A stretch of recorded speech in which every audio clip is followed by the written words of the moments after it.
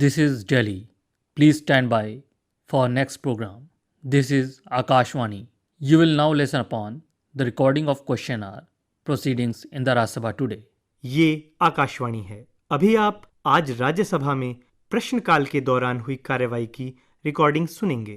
Question hour question number 46 Mithilesh Kumar. प्रश्न क्रमांक 46। क्या पंचायती राज मंत्री यह बताने की कृपा करेंगे कि क्या सरकार ने पंचायती राज के प्रतिनिधियों को प्रबंधन नेतृत्व में प्रशिक्षित करने के लिए कोई कदम उठाया है? यदि हाँ तो तत्संबंधी ब्यौरा क्या है? और पंचायती राज प्रतिनिधियों को प्रशिक्षित करने के लिए मंत्रालय द्वारा IIMA के साथ हस्ताक्षरित समझौता ज्ञापन और उसके उद्देश्यों का ब्यौरा क्या है? Not present honourable minister Kapil Moreshwar Patil, Panchayati Raj राज्य मंत्री। पटल पर रखा है। Doctor Fauzia Khan for supplementary. Thank you, sir. Sir, the Social Justice Department has limited spending on key schemes such as the seed scheme for denotified, semi-nomadic and nomadic tribes, the National Action Plan for Drug Reduction, Demand Reduction, sir. Similarly, the Tribal Department also is underutilizing funds in Eklavya Model Residential Schools and the PM Adi Adarsh Gram Yojana transfer. Sir, what measures has the government implemented to identify and address the bottlenecks hindering the effective utilization of these policies and funds, given the increase in budgetary allocation for these schemes and the ministry despite the underutilization, sir? Honorable Minister. Sir, ये पंचायत राज मंत्रालय के संबंधित प्रश्न नहीं है। Second supplementary of the remaining three, Shri Sandeep Kumar Patak. Thank you, Honorable Chair, sir. Sir, Mr. आदिवासी Bassan. Yes. Thank you Mr. Honourable Patak. Chair sir. Sir, आदिवासी भाइयों के अधिकारों, रीति रिवाज, प्राकृतिक संसाधनों के संरक्षण के लिए पेसा कानून 1996 में लागू किया गया था। इसके तहत लगभग 10 राज्यों में इस कानून को अब तक लागू हो जाना चाहिए था।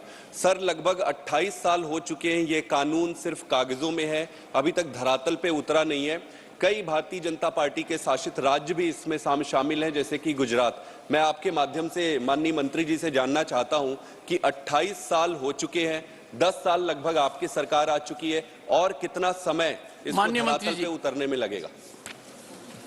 सर, ये प्रश्न से संबंधित प्रश्न नहीं है। इनको पैसा की जानकारी अगर चाहिए तो अलग से दी जाएगी।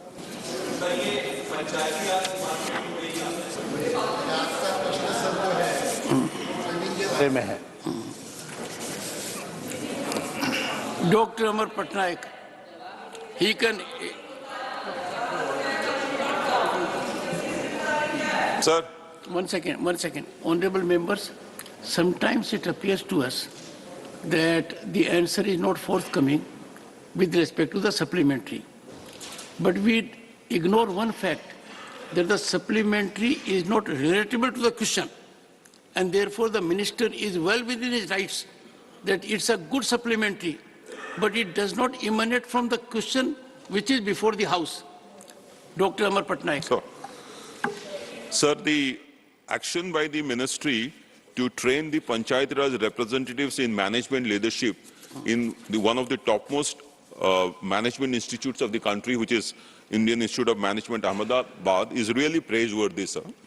So my question is, whether the modules include digital education to these political representatives, because on one hand, we are trying to increase the intensity of digital footprint in the rural areas, and unless these representatives are actually educated and trained in handling these digital assets, they would not be able to exercise their management skills. So whether this forms a component of the entire leadership program is a suggestion, and also if it is there, then it will be welcome. Honorable Minister.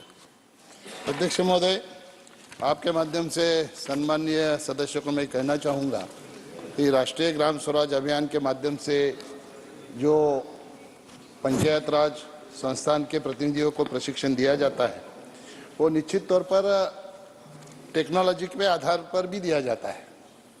और वो मैं आपको बताना चाहूँगा कि पिछले 10 साल में 2005 से लेके 2014 तक 27 लाख प्रतिनिधियों को प्रशिक्षण दिया गया था, लेकिन 2014 से लेकर 2024 तक लगभग 3 करोड़ 26 लाख जनप्रतिनिधियों को प्रशिक्षण दिया गया है।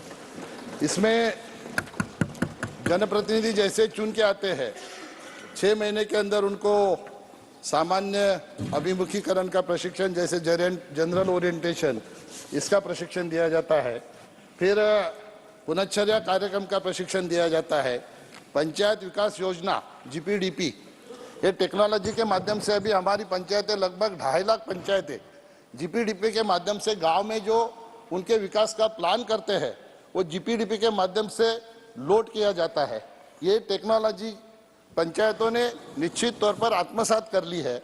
और मैं तो कहना चाहूँगा कि हम राजनीति में कहते हैं कि पंचायत से पार्लियामेंट तक, लेकिन हमारी पंचायतें अभी पार्लियामेंट से पंचायत तक इस तरह का काम टेक्नोलॉजी का करने लगे।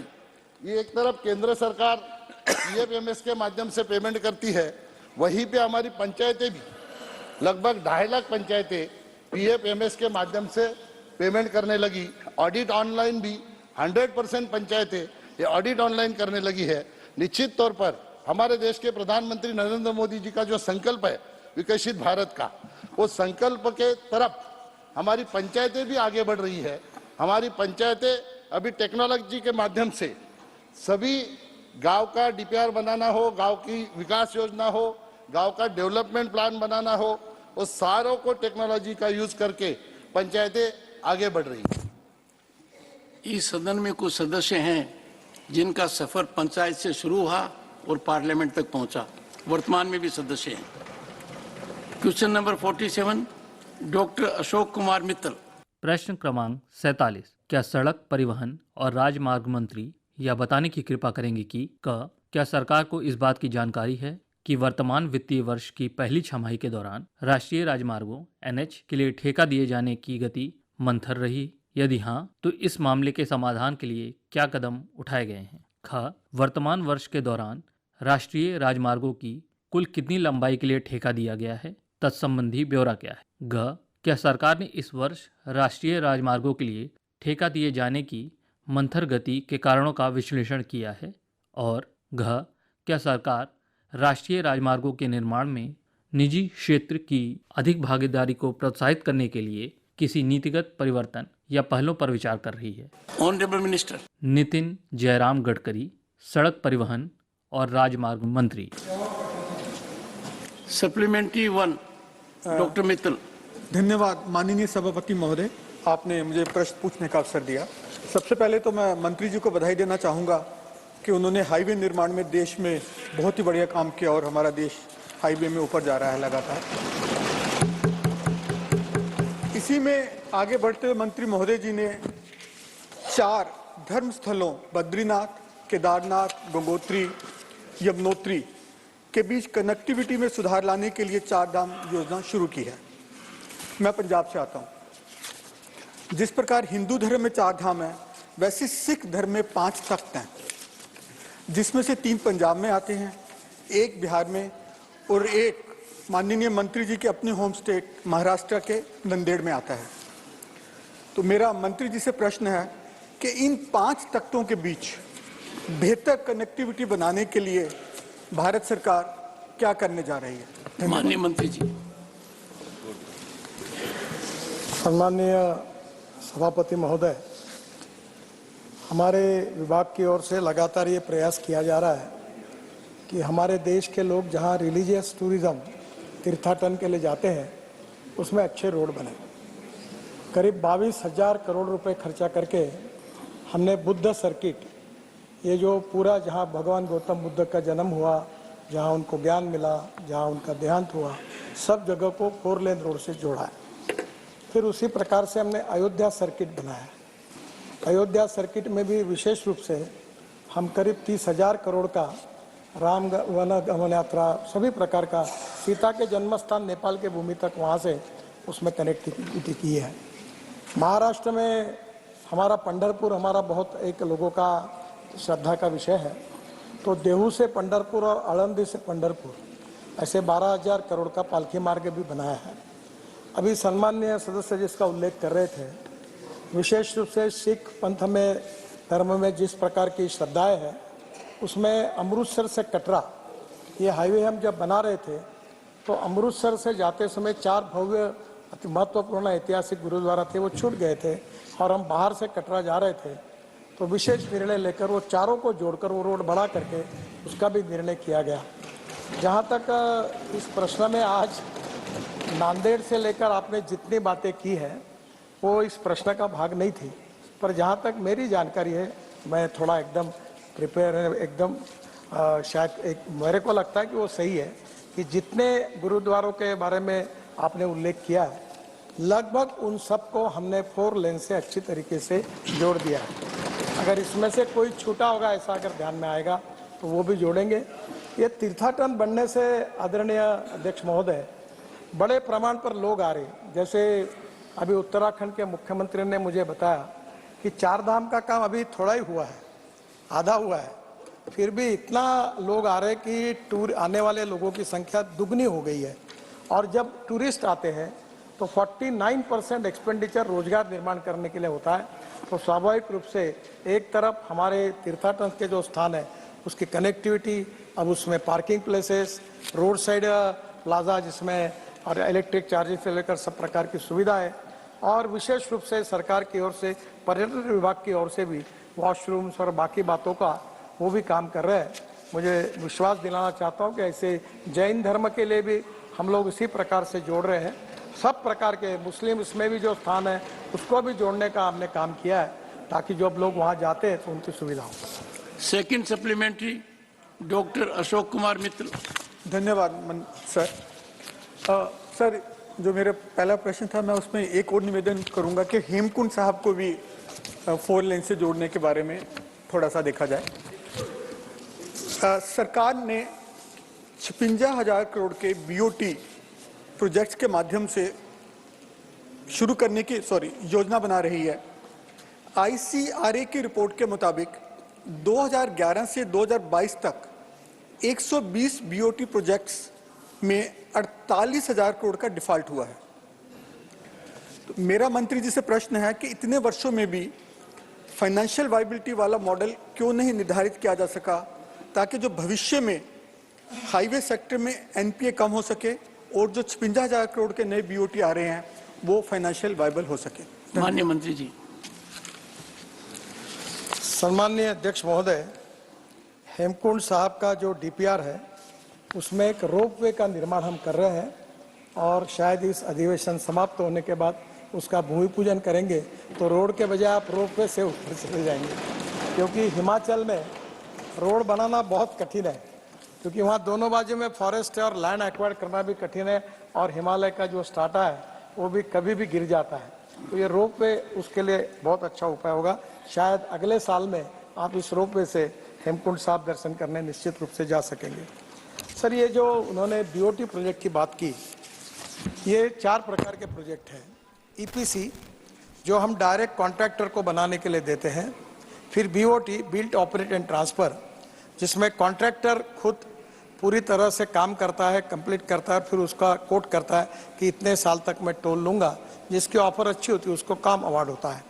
और तीसरा, बीच में जब मैं मंत्री बना तो 406 प्रोजेक्ट 3,85,000 करोड़ के ये बन पड़े थे और 3 लाख करोड़ का एनपीए बैंकों में खड़ा था।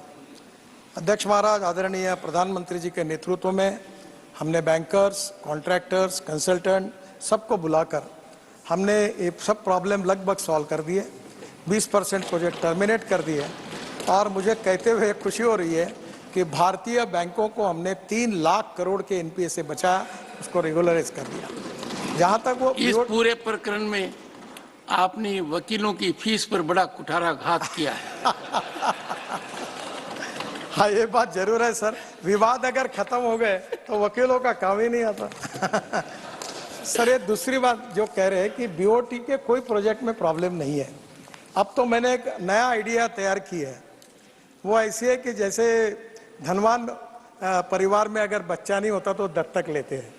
तो पहला प्रयोग ऐसा हो रहा है कि पुणे से औरंगाबाद हम हाईवे बना रहे हैं, एक्सप्रेस हाईवे 2 घंटे में पुणे से औरंगाबाद होगा। अब वो बीओटी पे करना है, तो एग्जिस्टिंग रोड के जो 4 टोल थे वो हम बीओटी ऑपरेटर को दत्तक देंगे और वो पूरा पैसा 15,000 करोड़ खुद के लगाकर वो काम करेगा। ऐसा भी नया बीओटी ढूंढा है जिसमें सरकार का कोई पैसा लगेगा नहीं। तो अभी जो आप बता रहे हैं ऐसा बीओटी में कोई प्रॉब्लम नहीं है। और उस समय जो प्रॉब्लम हुए थे वो लैंड एक्विजिशन के कारण, इन्वायरमेंट फॉरेस्ट क्लियरेंस के कारण। तो अभी हम ये किए बिना ही हम लोग प्रोजेक्ट अवार्ड ही नहीं करते। तो अभी काफ़ी बड़े प्रमाण पर बीओटी कर रहे हैं। अभी चेन्नई में हम एक रोड, उसके ऊपर ब्रिज, उसके ऊपर ब्रिज, फिर उसके ऊपर मेट्रो, फिर अभी पूना में हम 50,000 करोड़ के ब्रिज बना रहे हैं। नीचे में रोड, ऊपर में ब्रिज, उसके ऊपर में ब्रिज।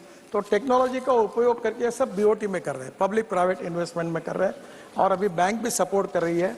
और हमारा बॉन्ड इश्यू जो था अध्यक्ष महोदय, मुझे हमारे यहाँ कोई पैसे की कमी नहीं है। हम जब बॉम्बे स्टॉक एक्सचेंज में हमने लॉन्च किया था हमारा इनविट मॉडल का, तो 7 दिन की लिमिट थी। और 7 दिन के बाद वहाँ स्टॉक एक्सचेंज जाकर मुंबई में वो घंटी बजाकर उसको समाप्त करना था। पर पहले ही दिन 7 घंटे में 7 टाइम्स ओवर सब्सक्राइब हुआ। इतना पैसा जनता ने हमको दिया है।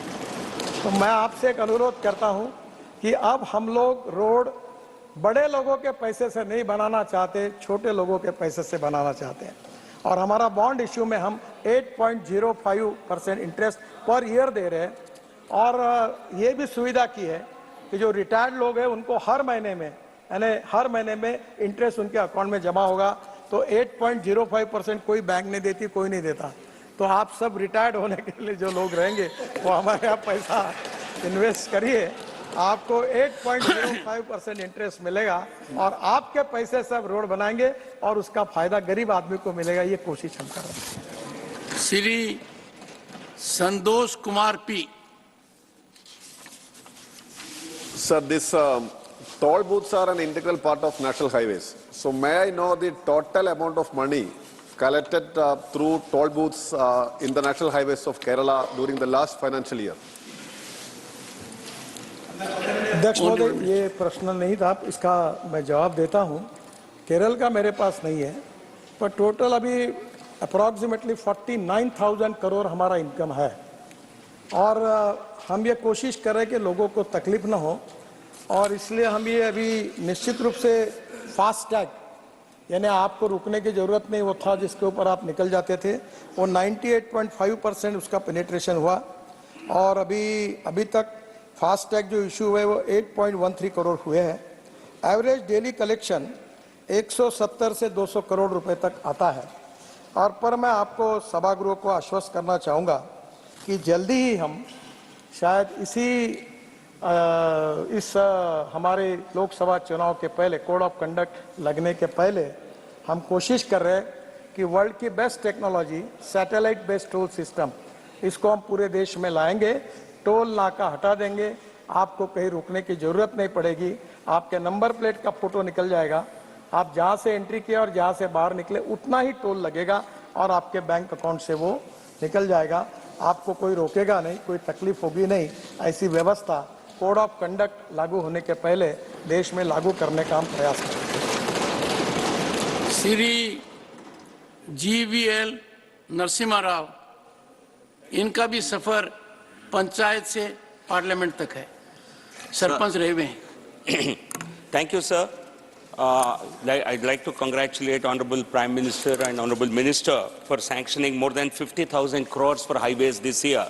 Sir, my question to Honorable Minister is about a particular toll plaza in Visakhapatnam city, Aganampudi Plaza, which is on a national highway, old national highway. A new national highway has already been constructed between Sabavaram and Anakapalli, but this old toll plaza continues to exist, and the people are actually, local people also do not have any exemption. As a result, they are suffering a lot. I'd like to appeal to the Honorable Minister to have the matter examined and to get this Aganampudi toll plaza removed as early as possible, sir. Thank you, sir. Honorable Minister. अध्यक्ष महोदय, ये कुछ जगह पर अड़चन आई है। हमारी सरकार आने के पहले यूपीए के कार्यकाल में प्रोजेक्ट में इकोनॉमिकली वायबल करने के लिए एक स्वीटनर करके नाम आया, और स्वीटनर के रूप में ये किया गया कि शहर के नज़दीक टोल खड़े किए गए और बाद में वो टोल के टेंडर निकालकर वो प्राइवेट पार्टी को मिल गए। अगर आज हम उसको टर्मिनेट करते हैं तो वो पार्टी हमारे ऊपर क्लेम डालती है, उनको कॉम्पेंसेशन देना पड़ता है। पर आप कह रहे हैं ये प्रिंसिपली बहुत सही है, और इसलिए मुझे इस बात का अंदाजा इसलिए कि इस देश में टोल रोड की शुरुआत मैंने की, पहला पॉलिसी बनाई, और इसलिए शहर के बाजू में वो नौकरी करने जाता है उसको टोल लगता है। ये ठीक नहीं है। तो इसके बाद हम निश्चित रूप से ये कर रहे हैं कि शहर के बाद 6-7 किलोमीटर दूर बाद में टोल होंगे, ताकि गांव वाले जो रोज इंडस्ट्रियल एरिया में जाते हैं उनको तकलीफ ना हो। जो पुराने कॉन्ट्रैक्ट्स है वो हम लोग रद्द नहीं कर सकते, नहीं तो वो कॉम्पेंसेशन मांगते हैं। तो फिर भी नए इसमें ये जो आपकी तकलीफ है ये सही है, ये निकल जाएगी, ये हम जरूर प्रयास करेंगे। Shrimati Sulata Dev. Thank you chairman sir. मैं आपके माध्यम से माननीय मंत्री जी से ये जानना चाहती हूँ कि मेरे स्टेट ओडिशा में कितने NH कंप्लीट हो चुके हैं और कितने अनगोइंग है। जो अनगोइंग प्रोजेक्ट चल रहा है खासकर NH 55 जो कटक संबलपुर रास्ता है भाया अनुगुल, वो अभी डेथ ट्रैप हो गया है, और वो रास्ता कब तक खत्म होगा मैं ये जानना चाहती हूँ। Thank you. Honourable minister. सम्माननीय अध्यक्ष महोदय, उड़ीसा की पूरी लिस्ट तो मेरे पास नहीं है, पर इन्होंने जिस प्रोजेक्ट का उल्लेख किया था वो गायत्री कंस्ट्रक्शन का प्रोजेक्ट था। वो कंपनी अब NCLT में चली गई है, पर उसके पेटी कॉन्ट्रैक्टर को एस्क्रो अकाउंट खोलकर पैसा देकर हम काम पूरा कर रहे हैं। मेरी जानकारी है कि आने वाले 2-3 महीने में ये काम बरसात के पहले पूरा 100% कंप्लीट हो जाएगा। Question number 48 Shri KR Suresh Reddy. प्रश्न क्रमांक 48। क्या शिक्षा मंत्री यह बताने की कृपा करेंगे कि क्या सरकार इस बात से अवगत है कि व्यावसायिक पाठ्यक्रमों की पाठ्यचर्या का संबंधित क्षेत्र कौशल परिषदों SSC द्वारा तैयार किए गए राष्ट्रीय व्यावसायिक मानकों NOS और प्रासंगिक अर्हता पुंज क्वालिफिकेशन पैक्स के अनुसार पुनर्विन्यास करके उसे कौशल विशिष्ट बनाए जाने की आवश्यकता है, और यदि हाँ तो इस संबंध में सरकार द्वारा प्रस्तावित पहलों का ब्यौरा क्या है? Honourable minister. श्री धर्मेंद्र प्रधान, शिक्षा मंत्री। The house. Supplementary 1 Shri KR Suresh Reddy.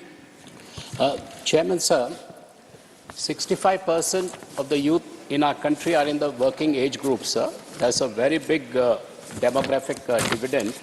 But the agony is the business and industry are disappointed with the graduates lacking the right kind of skill for employment, sir. Some of the figures state that for filling up jobs, the difficulty in filling up jobs in India is 58% compared to the global 38%, sir. So the Honorable Minister's reply has stated that the National Skill Qualification Framework is notified. So my question is, after notification, as the percentage of the unemployment or the employment opportunities increased? So I would like the Honorable Minister. Honorable Minister. Chairman sir, let me politely answer. The recently published NSSO data very loudly speaks. In the recent past, the unemployment ratio has been drastically reduced. From 5 years ago, the percentage was around 6 point something. 6% is the unemployment percentage, 6%. Now, with reduced number, it is 3.1. So this is a basic raw fact, bare fact I am putting in front of you. Regarding the skilling ecosystem in education, this is a broader question, Chairman sir. There is a national education policy implemented by visionary Prime Minister Narendra Modi from 2020. There is a paradigm shift. The concern, the challenges, I agree with the concern and challenges. Because the way, the kind of education system we are now are passing through, we are implementing, there is a disconnect between certificate, degree and competency. That's for looking into that, Prime Minister Modi has very categorically said, degree is important, competency is also important. To implement that vision, the National Education Policy 2020, if I cite one example, one implementation strategy, now in our high school curriculum, in the college curriculum, in the high school area from class 6 to class 12, now we are teaching 5 subjects, sir. Language, mathematics, science, social science and environmental science. The NEP 2020 recommends 3 additional subjects. What are they? Vocational education / skill. Till now, skilling and vocational education are elective subjects. They are optional. They are extracurricular. From next academic year, the skilling, art and culture and sports, all these 3 new subjects will be part of the proper textbook. This is a paradigm shift by Modi government to looking into the global need, looking into our country's youth aspiration. We are going to change in a very exponential route. And I think with this strategy, in the future, India will be the skill manpower hub of the globe. Second supplementary, Shri K.R. Suresh Reddy. Yeah, thank you again, Chairman, sir. So my second supplementary to the Honorable Minister is, has the government introduced any region-specific courses? We have seen the ITIs, for example, sir. The ITIs also need a lot of modernization. ITIs have to understand to what is the present need. So are the ITIs also being upgraded to the present requirements where they would create jobs? Honorable Minister. Chairman, sir, this is a very pertinent question by honorable member. He is right. Now we have to upgrade and we have to go for the emerging areas of the need. I can cite one example. Recently, our government is implementing Drone Didi, Nomo Drone Didi in the rural area for agricultural labor forces. To cater the need of Nomo Drone Didi, almost all ITI have realigned their course.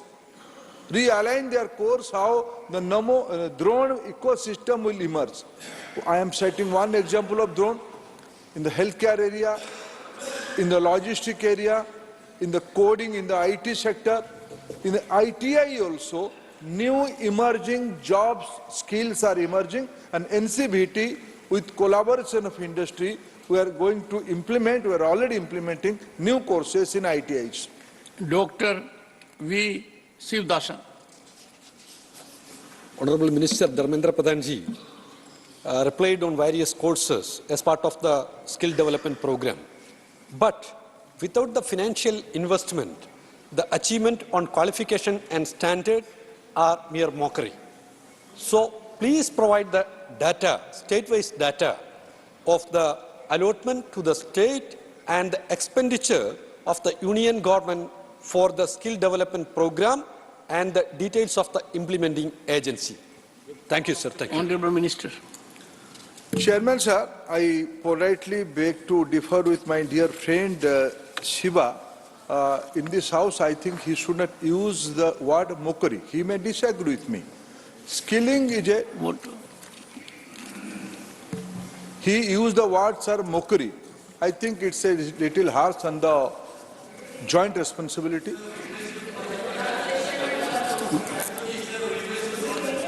No, I am not so enlightened like Siba, like you. You can replace with the good words, but I can only request you. But let me put... No. Honorable Minister, you are underestimating yourself. No, Don't sir, say you are not as enlightened. You are.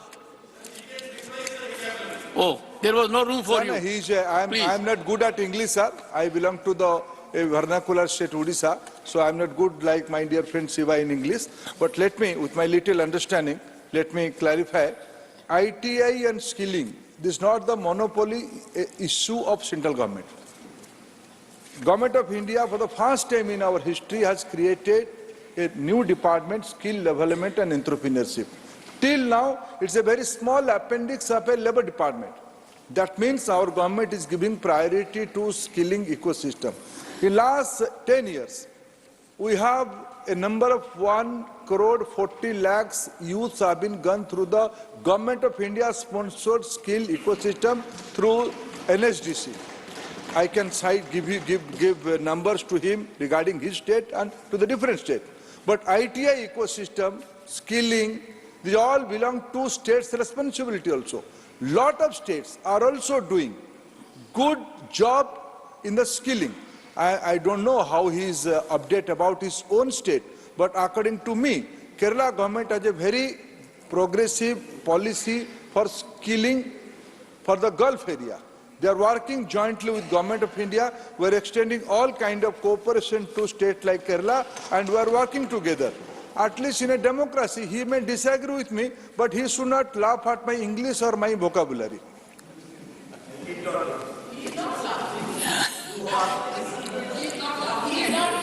Dharmendra ji, you are a man of substance. Don't take it to your heart.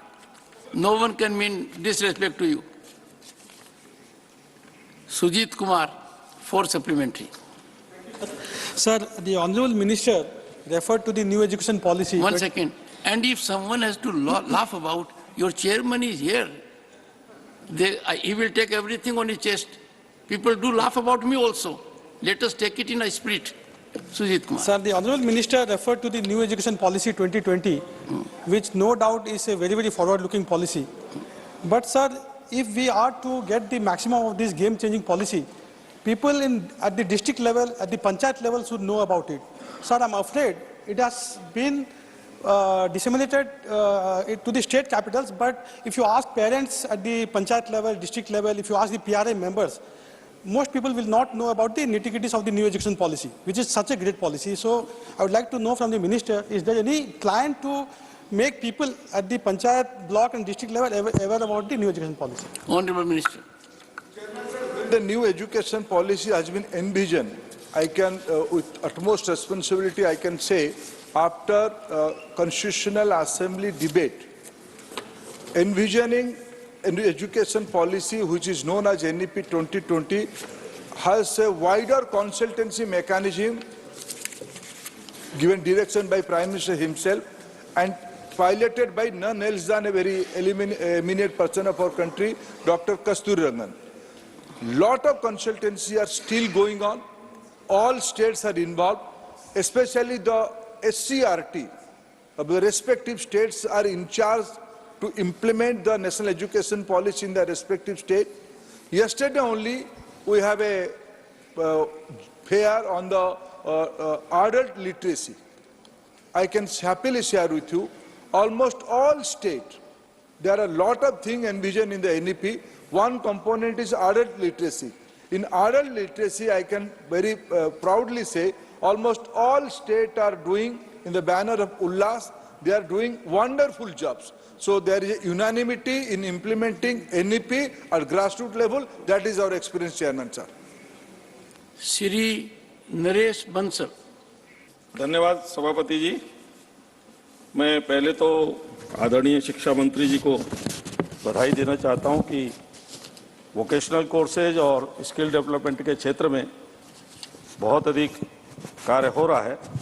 मैं मंत्री जी से जानना चाहता हूं कि vocational courses और skill development से कितने युवकों को लाभ हुआ है, इसके लाभार्थी कितने हैं और कितनों को जॉब मिला है या उन्होंने अपना बिजनेस या स्टार्टअप किया है, state wise, district wise. Thank you. Chairman साहब, मिनिस्टर, जैसे मैं शुरुआत की आदरणीय सुरेश जी के प्रश्न पे उत्तर दिया कि इन दिनों में जो बेरोजगारी की तथ्य कह रहा है ये घटी है, इसकी अर्थ नया रोजगार सृजन हुए हैं।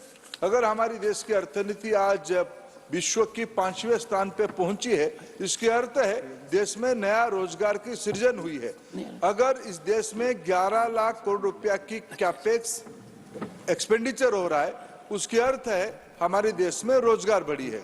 और बाकी कितने लोगों को प्रशिक्षण हुआ, और इन दिनों में हमने कहा कि 1 करोड़ 40 लाख लोगों की प्रशिक्षण हुआ। मेरे मित्र भूपेंद्र यादव जी यहाँ नहीं है, लेकिन श्रम विभाग की EPFO की डाटा, शायद हाईएस्ट नंबर EPFO डाटा में एनरोलमेंट हुई है। ये प्रमाणित करती है हमारी देश में नौजवानों ने मुद्रा की, सर जब देखिए स्वनिधि की नंबर्स देखिए।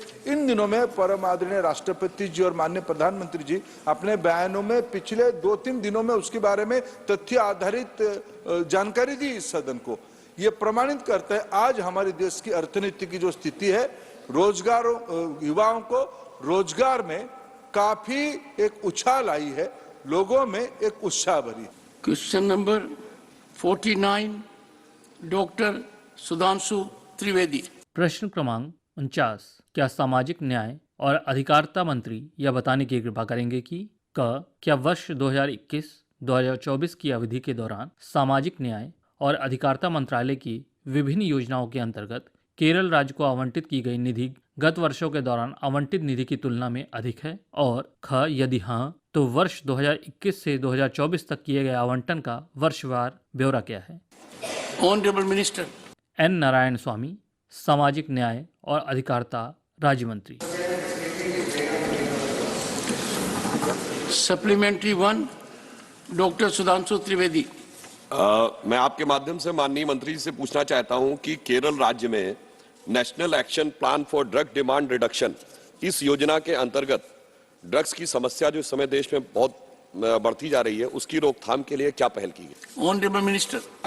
To the drugs reduction in the country, and we are giving funds to the Kerala. I've already spent the money for this one, and we are giving the funds for the awareness of these drugs to the NGOs as well as the government institutions in the all over the country, even for the Kerala also, sir. Second supplementary, doctor Sudhanshu Trivedi. मेरा दूसरा प्रश्न ये था कि राज्य में वरिष्ठ नागरिकों के लिए कौन कौन सी सुविधाएं और उपलब्धियां प्रदान की जा रही हैं? Honourable minister.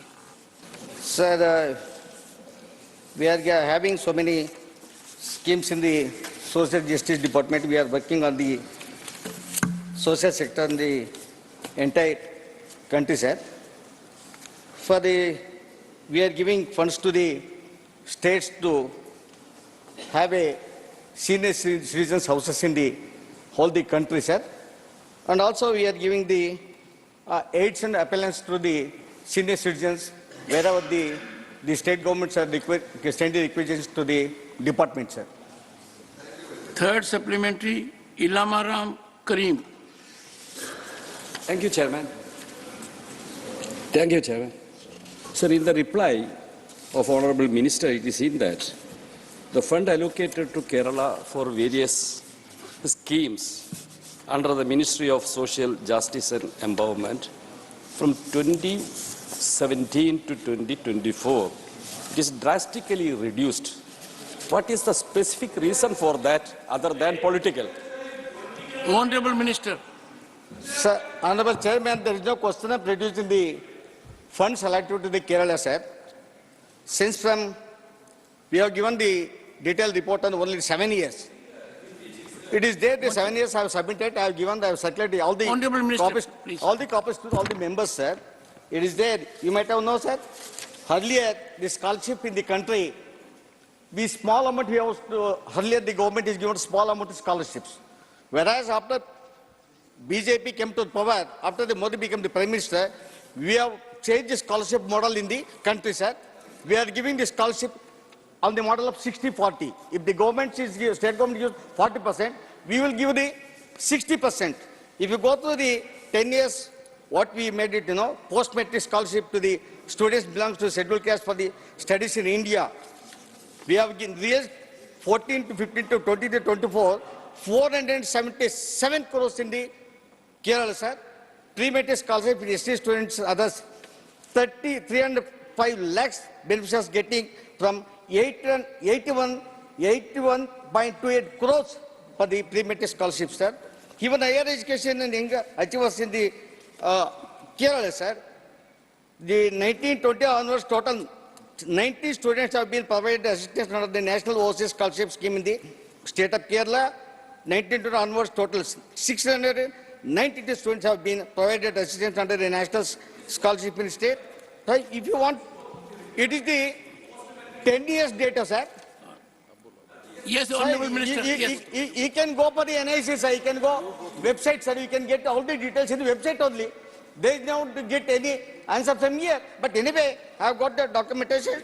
Even schemes for the residential education students, higher schools in the targeted area. Honorable Minister, please sit down. Honorable Minister, take. Yes, Dr. Right Keshav. before us, the page that you have given gives all the figures. So don't read something different from what is given Dr. to us. Keshav, Something wrong. through me. So something wrong. Subject-wise details are given in the reply. I am referring that. He okay. is referring some other things. No. And I have submitted only the 4 years data. He asked only the 21, 24. But I have submitted 7 years data on this record, and I got the 10 years data. Whatever the government is spent on this for the social sector scheme, you have given the 10 years data, sir. 1 second. No. Honorable Minister has indicated he is making available data for 10 years and years less than that also. Please, yes, sir. Sir, every year the government of India budget is increasing. This year our budget is nearly 14,000 rupees we allotted in the budget, sir. In our budget, we have allocated for the SCs only, sir. 1,30,000 crores, sir. We have no limitations. We are working for the sector, social sector of the public in the country, sir. For supplementary, Mr. P. Wilson. Sir, I think the Honourable Minister will be in a position to answer this. Sir, there are no reservations for OBCs in all India seats of national law universities functioning in all states, including in Kerala. Sir, what steps have you taken to implement reservations in all India seats in national law universities? Thank you, Chairman, sir. This is not related to the main question, sir. Thank you, sir. With your prima facie, it doesn't relate to the question, Mr. Wilson. In Kerala also. We are talking about social justice in Kerala. I'm saying social justice in... You may have a cup of tea with the Honorable Minister. Yes, Chairman, and I'm sir. sure he'll help you out with the... In Kerala, I'm asking in Kerala, at least, why can't you enforce this social justice in Kerala? In Kerala National Law Universities, the seats surrendered for national, all India seats, they are not giving reservation particularly for OBCs. Point well taken. Thank you, Chairman, sir. John Britas. Keep it very pointed. Thank you, sir. I'm making a departure to being from Kerala because it is relatable to your state. Thank you so much, sir. Please. Sir, I'm glad and thankful to Sudhanshuji for his curiosity and interest in Kerala. Sir, under Accessible India campaign, Sugamai Bharat Abhiyan, a proposal has been submitted by the government of Kerala to make 28 public buildings in Trivandrum friendly for the differently abled people. However, an amount of 4.56 for the phase 1 is still pending with the government, and I would ask the Honourable Minister, what is the total allotment for this scheme and how much has been disbursed? Thank you, sir. Honourable Minister. धन्यवाद सभापति महोदय जी। माननीय सदस्य जी के द्वारा केरल के संबंध में जो चिंता व्यक्त की गई है, मैं बताना चाहता हूं। दिव्यांगजन अधिकार अधिनियम 2016 के पारित होने के बाद देश के प्रधानमंत्री नरेंद्र मोदी जी के मन में दिव्यांगजनों के प्रति जो संवेदनशीलता है, उसमें सुगम्य भारत अभियान इस एक्ट का एक महत्वपूर्ण भाग है। और सुगम्य भारत अभियान के अंतर्गत बाधा मुक्त वातावरण निर्मित करने के लिए, चाहे वो रेलवे स्टेशन हो, स्कूल हो, शासकीय कार्यालय हो, एयरपोर्ट हो, सभी स्थानों पर दिव्यांगजनों के लिए बाधा मुक्त वातावरण बनाने के लिए जो पहल की गई, उसमें केरल के तिरुवनंतपुरम शहर में राज्य सरकार के 51 भवनों की पहचान और लेखा परीक्षा की गई। माननीय सदस्य ने जो उल्लेख किया, राज्य ने 28 भवनों के लिए लागत अनुमान साझा किया था और वर्ष 2018-19 के दौरान 28 भवनों के लिए मंजूरी आदेशों के माध्यम से 4.30 करोड़ रुपए की राशि जारी की गई थी। राज्य सरकार को EIC के अंतर्गत आगे रिलीज प्राप्त करने के लिए वास्तविक और वित्तीय प्रगति रिपोर्ट, निविदा दस्तावेज और जो उपयोगिता प्रमाण पत्र है वो प्रस्तुत करना होगा।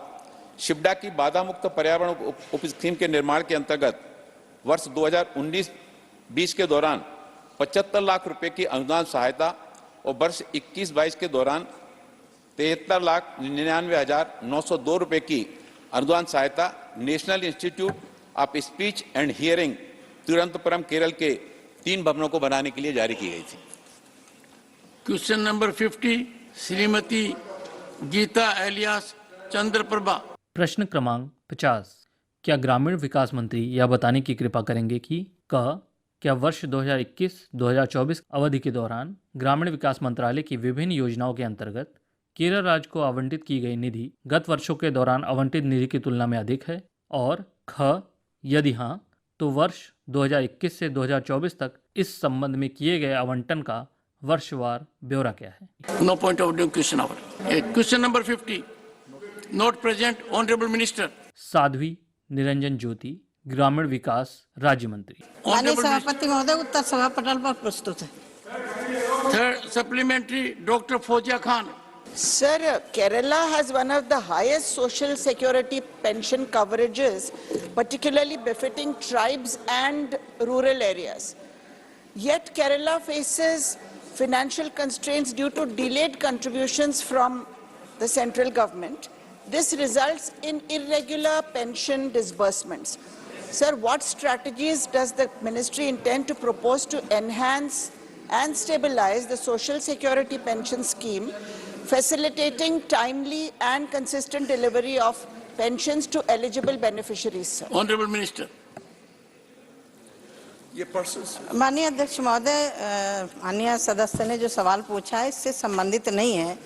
यदि मैं केरल के संबंध में आपकी अनुमति हो तो मैं तुलनात्मक विषय जरूर रखना चाहूँगी। 2014 के पहले इसको जरूर सदस्य ध्यान से सुनेंगे। केरल के अंदर 14 के 5 और 6 के बाद से लगभग 4,50,000 इंदिरा आवास आयोजित हुए थे, जिनको पूरा नहीं किया गया था।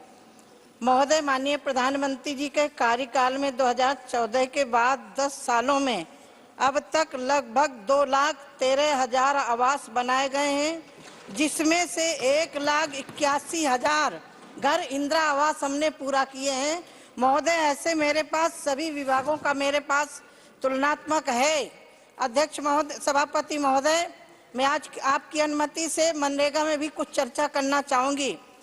2014 के पहले मनरेगा में 5,016 करोड़ रुपया जारी किया गया था। माननीय प्रधानमंत्री जी के नेतृत्व में केरल के लिए 26,906 करोड़ रुपया जारी किया गया है। ऐसे ही हर विभागों का यदि मैं आपके बीच में रखना चाहूँगी तो मुझे लग रहा है कि समय ज़्यादा वेस्ट होगा, इसलिए मैं अधिक ना समय देते हुए भारत सरकार, मोदी जी की सरकार किसी भी राज्य के साथ कोई पक्षपात नहीं करती है। हाँ, कुछ राज्यों ने मनरेगा में भ्रष्टाचार किया है, उनकी छटनी जरूर हुई है और वो करना जायज भी है। श्रीमती रजनी अशोक राव पाटिल। सर धन्यवाद सर। Please, ma'am, धन्यवाद sir. I have already indicated if an honorable member is not satisfied from the answer, please take recourse to rules. Please. Yes. Sir, मैं मंत्री जी का धन्यवाद देना चाहती हूँ कि उन्होंने मनरेगा का उल्लेख किया, जो महत्वाकांक्षी योजना यूपीए के कार्यकाल में हमारे नेता मनमोहन सिंह और राहुल गांधी जी की वजह से इस देश में इंप्लीमेंट कर दी गई थी। ऑनरेबल मेंबर, और मैं इसी संदर्भ में क्वेश्चन पूछना चाहती हूँ कि what steps is the ministry undertaking to ensure social audit under the Mahatma Gandhi Manrega scheme, considering only 6 states have completed 50% as on November 2023. Thank you, sir. Honorable Minister. माननीय सभापति महोदय, इससे संबंधित नहीं, यदि सदस्य चाहेंगे तो हम मिलकर के दे देंगे।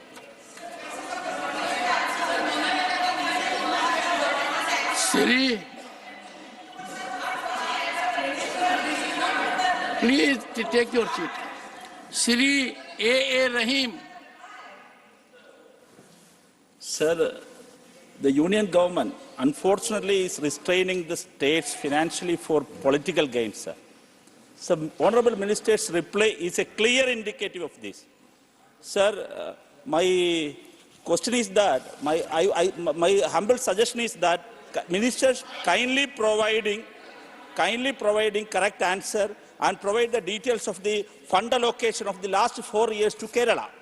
Sir, my question is that the government had suggested that PMAY scheme's logo should be inscribed on the houses of beneficiaries.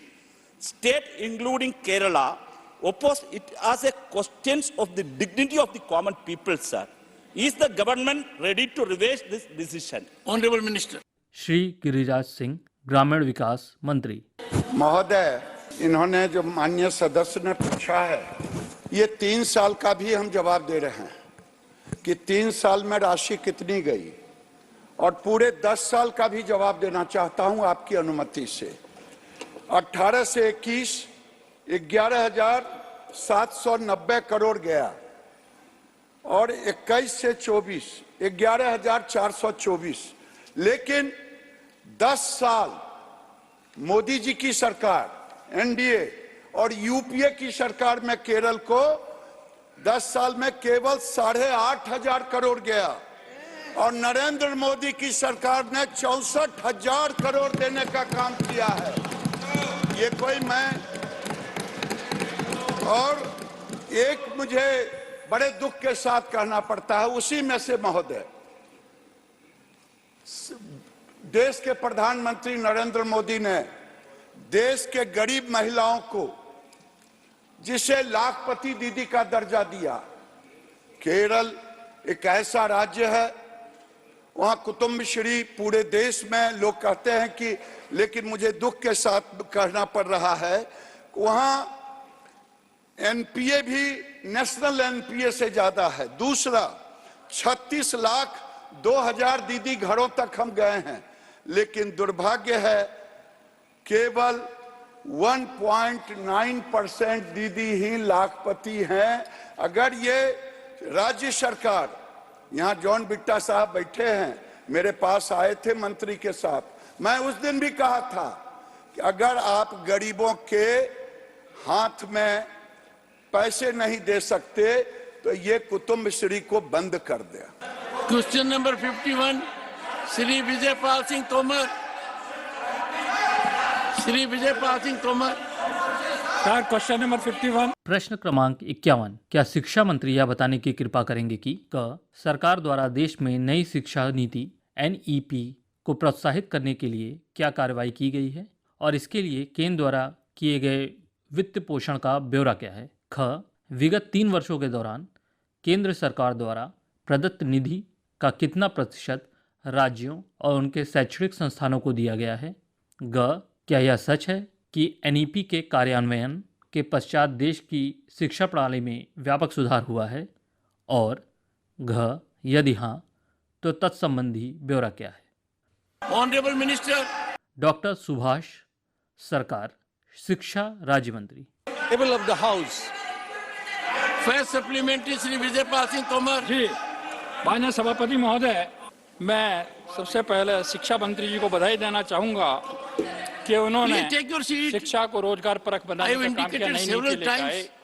There is a mechanism under the rules. Yes, for supplementary. वर्तमान में लगभग 457 विश्वविद्यालय और 9,807 उच्च शिक्षा संस्थान हैं, और मैं इसलिए भी बधाई देना चाहूंगा NIRF 2023 में कृषि और सेवा क्षेत्र को नए विषयों के रूप में जोड़ा गया। लेकिन मैं माननीय मंत्री जी इसके अलावा ये जानना चाहूंगा कि माननीय सभापति जी के माध्यम से जानना चाहूंगा, उद्योगों की मांग को देखते हुए उच्च शिक्षा क्षेत्र में के पठन पाठन के लिए और क्या विशेष प्रावधान किए जा रहे हैं। Honorable Chairman sir, our senior member Mananiya Tomar ji, who is also experienced in working in different fields, in different sectors of the society, including agriculture and the remote villages. Please. He has raised a very good question in the education, on education and the auspicious day of Krishna Dadashi of Magha. Before telling this, I would like to narrate one incident, and that will give our sincerity. It is a true incident when our team, under the leadership of our Honorable Cabinet Minister Dharmendra Pradhanji, joined in the ministry in 21st and in the month of July. On first 5 days in the ministry, we attended 19 briefing meetings. And in these 19 briefing meetings, after attending this, I became emotional. And I asked the officials, 21st July, 2021 July, Corona was not over. And I asked the different officers, how you have prepared all these PPT. And I have become astonished that all of them told, sir, we did not take a single day leave. If by any means we could not come in the office, we would like to do in the home work, and it is more than the office hours. Your response? Yes. And for the udyogs, let's say our national education policy, there is a industry has been connected with the universities. And through these, so many professor of practice has been appointed. And the industry people, they have also joined in the institute. And so that according to the requirement of the industry, the course has become prepared. And registration of so many industries have already done, and at the same time, MoU also signed with, everybody will be happy to know, MoU has been signed with Cisco, IBM, Meta, Adobe, Microsoft, Salesforce, and so many institutions. And guidelines on professor of practice for higher education institutions to work with industry experts, and 12,955 domain experts have registered across 350 higher education institutions in different domains. And also SWAM program is also actively collaborating with global technology and leaders for skilling of learners at all levels, and enhanced research, entrepreneurship, and employability of students through apprenticeship and internship program, and establishment of research and development, sales and higher education institutions. And at the same time, there's for promotion of research and innovation, around 7,701 institutions, innovation councils, they have also registered, and at the same time, single unified online portal for internship with total registration of around 10,578 higher education institutions, and 75,000 industries have already registered. Second supplementary, Shri Vijaypal Singh Tomar. माननीय सभापति महोदय, मैं माननीय मंत्री जी से आपके माध्यम से ये जानना चाहूँगा कि एनईपी लागू होने के पश्चात शिक्षा के क्षेत्र में क्या उपलब्धियां प्राप्त हुई? Specific, Honorable Minister. After implementation of NEP, we have done enormous changes. And under the leadership of our Honorable Prime Minister Shri Narendra Modi ji, we are doing it very sincerely in all sectors. Honorable Minister, be specific. Yes. It's a major. You have to share information with the House. There is for the schools, PM3 schools, which will benefit 14,500 schools. That means in every block there will be 2 to 3 schools. And that will be the exemplary schools which will direct the others. And at the same time, in higher education, PM Usha, that will also benefit different colleges and universities. If we think about the ECC, that is early childhood care and education, and foundational learning, and for these also, I will be happy to inform that our education policy is on the basis of medical science.